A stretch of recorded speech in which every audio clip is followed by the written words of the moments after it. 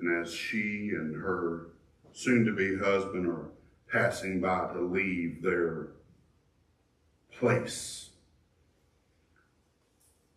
all we can do is tell her bye. That's what they're afraid of. They don't want to be rejected. If we're worried about being rejected by people, it's going to be hard for us to encounter God. I want all of you to like me. But if you reject me, it may hurt my feelings in a moment. But the reality is my identity. Know that my identity is in Christ. And I need to tell others about the. Point 4 this morning is from testimony to transformation. We'll see that in verses 24. This is so manipulative.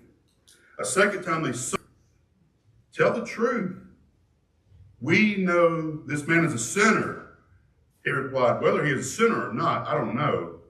One thing I do know is I was blind, but now I see. Then they asked him, what did he do to you? How did he open your eyes? I love this. He do to you. How did he open your eyes? I love this. Paul set him and said, know where he comes from. Listen how this man answered. Now that is remarkable. You don't know where to the God.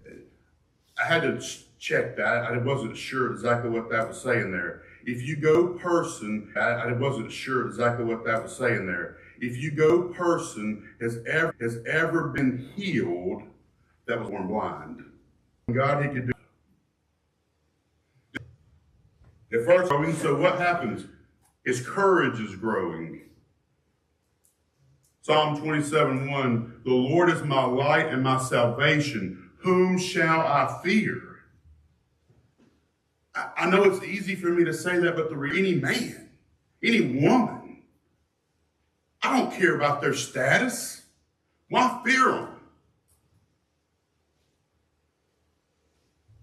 They're not to be feared.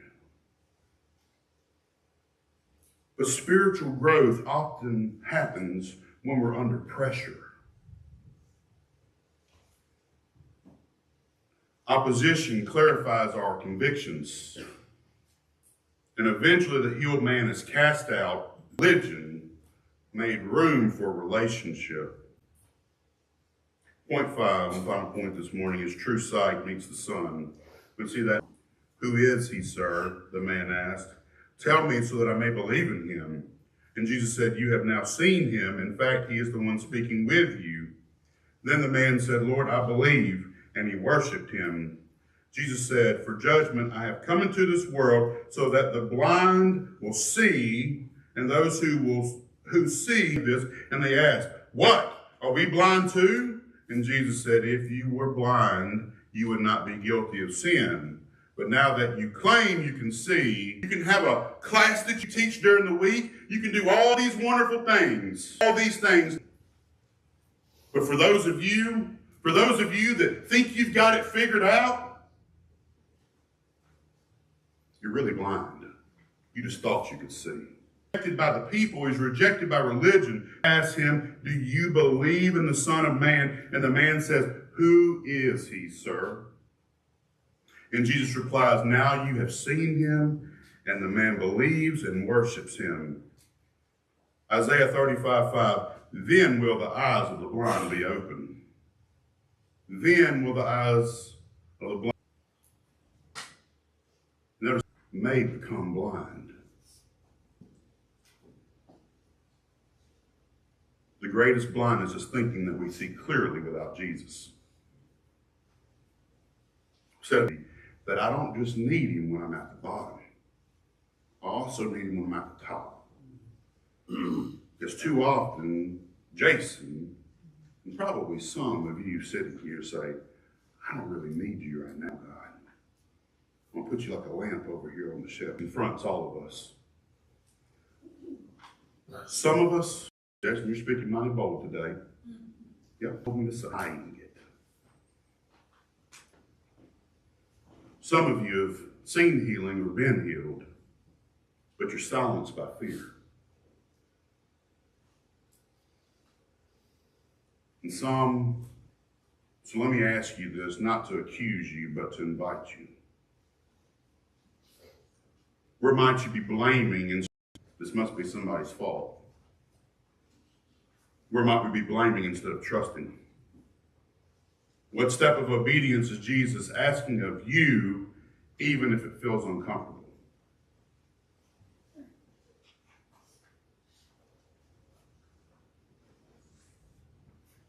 Are you more concerned with the rules or with restoration?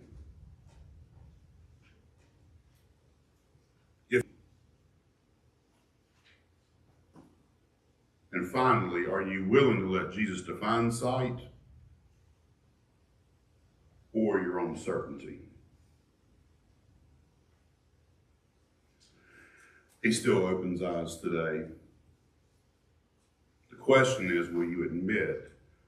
We're going to have a time of response, of invitation. Accurate as that they need to be. But we need to ask ourselves, are we the blind man? Are we possibly the parents? We've seen we're putting tradition and religion and rules before Jesus. Checkers.